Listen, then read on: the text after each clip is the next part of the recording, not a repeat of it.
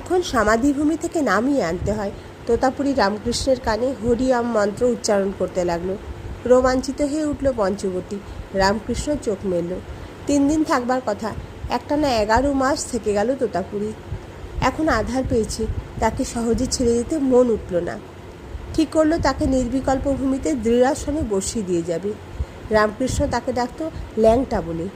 তোতাপুরীর যেমন বালকত্ব উল্লঙ্গতায়, রামকৃষ্ণের তেমনি বালকত্ব এই সম্বোধনে। সর্বক্ষণ ধুনি জ্বালিয়ে বসে থাকে তোতাপুরী। বর্ষা হোক বাদল হোক, ধুনির নির্বাণ নেই। খাওয়া বলো শোয়া বলো, সব এই ধুনির ধারাটিতে। ধুনিকেই আরতি করে সকাল সন্ধ্যা ভিক্ষারণ্য ধুনিকেই প্রথম অর্ঘ্য দেয়। ধুনির পাশেই সমাধিতে বসে, ধুনির পাশেই ঘুমায়। উলঙ্গ আকাশের নিচে উলঙ্গ অগ্নিই তার দেবতা।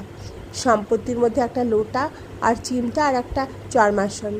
আর সত্যি যখন ধ্যান করছে তখন লোকে ভুল করে ভাবুক যে সে লম্বা হয়ে ঘুমোচ্ছে, তার জন্যে গা মুড়ি দেবার চাদর। লোটা আর চিমটা রোজ মাজা চাই তোতাপুরীর। তাই ব্রহ্মলাভ হওয়ার পরও তার নিত্যি ধারাভ্যাস চাই যম নিয়ম আসন প্রাণায়াম। রামকৃষ্ণ একদিন বললে, ব্রহ্মলাভের পর আবার নিত্যি এই ধ্যানাভ্যাস কেন? ঝকঝকে করে মাজা লোটার দিকে ইঙ্গিত করল তোতাপুরী।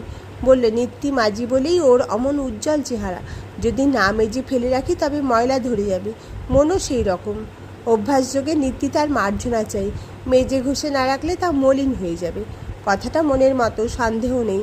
কিন্তু এরও পরে আরও কথা আছে। রামকৃষ্ণ তীক্ষ্ণ চোখে তাকালো গুরুর দিকে। বললে, কিন্তু লোটা যদি সোনার হয়? ঠিকই তো, তাহলে আর মাজতে লাগবে কেন? নিকৃষ্ট ধাতুর পিতলের ঘটিই মাজতে হবে প্রত্যহ।